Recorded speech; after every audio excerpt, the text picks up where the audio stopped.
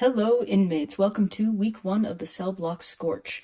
This episode is being recorded by Bones, the winner of this week's prompt. So, this week's prompt was given by Peishi, and it was setting equals tribal Africa, include a wedding, audience, children ages 8 to 10. So, this is kind of a different prompt than usual.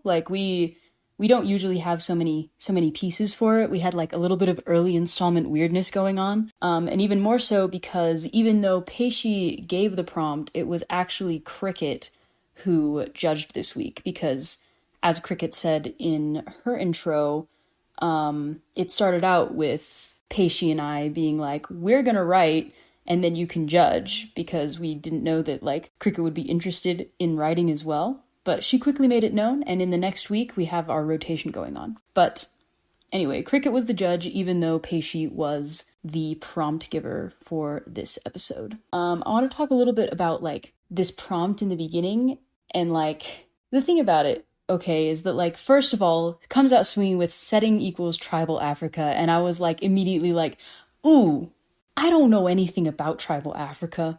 I am a white person who lives in America. And the biggest thing for me in this was that I wanted to actually do some research and be able to basically try my best not to just wildly stereotype and do horrible things. So I did my best to look at a specific tribe and their customs and like things around that and use names from there, which I had a heck of a time trying to figure out how to pronounce these names, because, you know, I didn't have to figure out how to pronounce them the first time because I was literally just writing them down. And I think I've found some reputable sources that have told me how to pronounce them, but just keep in mind when I read this that I am just trying my best. And if you know how to pronounce them correctly, then feel free to, you know, give me a shout out and fix it. This week's Scorch is entitled Providence. Dingain couldn't tear his eyes from her. It was the middle of the ceremony, the part in which she performed her dance. Ngobile had always been enchanting. Everything from the way her eyes shined brightly when she danced to the way she hopped and skipped rather than walking, even while carrying water back from the river. The elders had scolded her more than once for the water that was spilled because of that, but Dingain couldn't bring himself to think it was anything more than an endearing quirk. There were plenty of other women to carry water. Now, watching her dance, one wouldn't think she was the worst water carrier in the village. Her movements were fluid and continuous, and the bright fabric that swirled around her highlighted her dark figure. The brightness did nothing to detract from the delicate ochre designs of red and white that had been painted up her arms and legs. Every change of direction and pace was marked perfectly by the bags of pebbles that had been tied to her ankles, although Dingain doubted anyone could actually hear the clacking of pebbles over the drums she was dancing to. However, it wasn't the bright clothes, the pebble bags, or even her smile that was so big it was reflecting the sunlight that he was staring at. Dingain was staring at the necklace that was secured around her neck. She had made it herself, as was tradition in the Zulu tribe to which they both belonged, a necklace for the bride, and a matching one for the groom. The technicolored beads bounced and swirled as she did, catching the light of the sun and attention of all that watched. Dingain's hand found his own necklace, tracing the diamond patterns without tearing his eyes from the woman before him. He watched as she faced the portion of the crowd her mother was in, and performed a kick so high her foot raised above her head, and as she returned it to the earth with a self-satisfied laugh. She really was beautiful.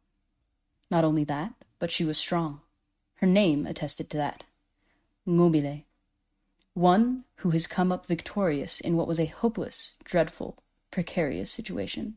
He wondered, and not for the first time, if parents truly picked the names of their children, or if the ancestors' spirits had much more of a say than most thought. After all, there was no way her parents would have known she would face such a trial, nor that she would come out victorious.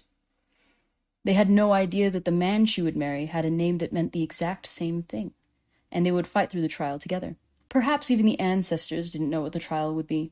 It had been this exact wedding, or at least the period leading up to it. A time in which they had to fight for their rights to be married, rather than have Ngobile stolen by the chief's influential oldest son. Dingain watched as Ngobile finished the dance with another high kick and cheeky grin, still absent-mindedly tracing the beads of his own necklace. Watching like this, feeling the necklace and seeing her dance, it was almost easy to forget that he had lost that particular battle. But it lurked, nonetheless. The knowledge that the beads he was tracing were different colors and designs than the ones that adorned her, and that meant she was not his in the least. She turned to her beloved, Manguoba, who stood opposite Dingain in the ring of spectators. She turned her back on him, just as she had done before, even when he had offered triple of whatever lobola, or bride price, Manguoba could salvage. They were not meant to be. The ancestors must have known. After all, his name was not victorious. It was one who searches. He was doomed, it seemed, to search unendingly rather than to find. The happy couple was escorted to their tent, and Dingain watched, as he always did. Eldest son of the chief, and yet cursed with such a fate. What, he wondered, had he done to deserve such a wretched name? All right, hi, I'm Cricket. I judged this week, so I'm here to just talk a little bit about it. This was the very, very first week of the Scorch, so Paisley gave the prompt and I judged, which was a little unusual. We hadn't quite worked the system out yet. I actually went back and reread both of the pieces before I recorded this commentary, and wow, it's been so long. They were both so, so good, and Paisley's is so sweet. Oh, that's a pun. That's a pun. Okay. But Bones really got me. The comment I wrote on it was matching necklaces and a twist ending. And when I was rereading it, I was like, what is this about? And then when it hit me, it was like, oh, ah. And that feeling is why it got the win. You're always going to get me with something happening at the end that makes you reevaluate everything you thought you knew about it. And I really like the tone at the end, the protagonist just kind of having this wondering, how long is he going to be searching? It was just such an interesting outsider POV. And I was really surprised by it. And that's why I had to give the win to Bones for the very first week. Okay, now that you've heard the Scorch, I'm actually really proud of this.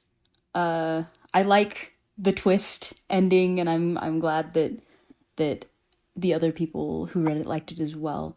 But honestly, the thing that brings me most joy upon rereading this is all of the research and the little tidbits that I had managed to look up while making it.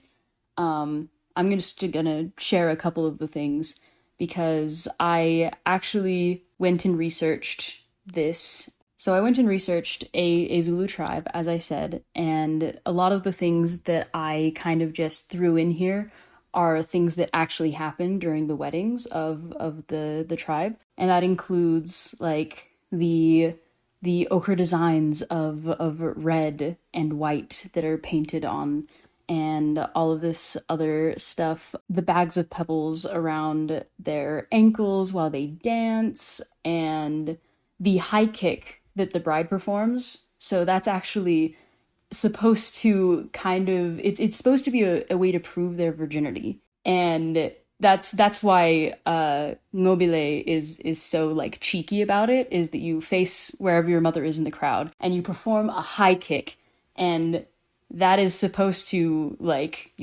show that you were a virgin still in some manner. And she's just really being funny about it. But also, I wanted to talk a little bit about, because this is one of my Scorches that's just a standalone. I'm not going to write any more about this, but it's fun to look back on.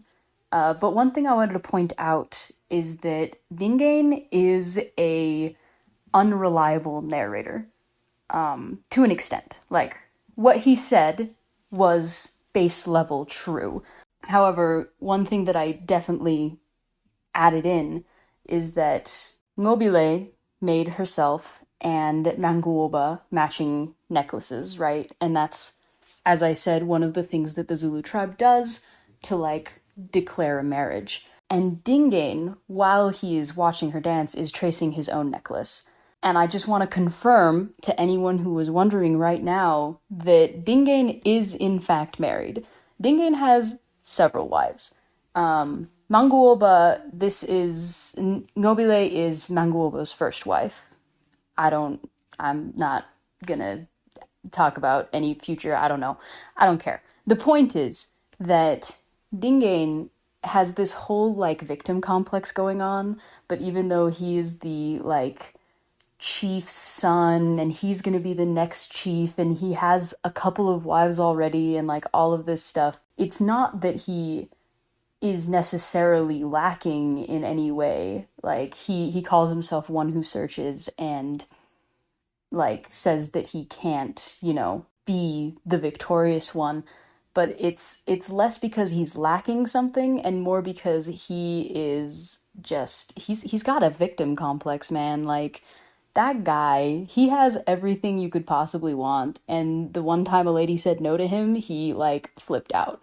So that's just to clarify. Dingain, we're getting it from his POV, but, like, he's the problem. And I tried to make it sound like, because, like, it has that moment where she turns her back on him to face Manguoba, and, like, I tried to make it sound like Dingain, like, had this, like, sad, left behind type vibe there. But, like, Nobile and Dingain were not friends. They never were. Like, he was in charge and garnered that much respect, and that's what's going on there. Like it kind of makes me laugh, because it's tragic, it's sad, but it's also from Dingain's perspective, and Dingain has a, like, martyr victim complex, and I just need y'all to know that. And to finish off this episode, I'll just tell you my prompt for the next week, which is: someone dies, but is unaware of this fact. So that'll be week 2 of the cellblock Scorch. And yeah, I don't think I have much to say about that one. So keep that fire burning, people. The Cellblock Scorch is a production of Stellacore, an independent group of nerds sharing their obsessions with the world. We can be reached at thestellacore@gmail.com through comments on your podcast platform of choice, our Instagram, Stella_core, and at our YouTube, also called Stellacore. Feel free to check out our other productions on our YouTube channel, our cosplays on Instagram, or if you would like to support our creative endeavors, check out our Patreon or donate to the Ko-Fi of the writer of your favorite Scorches.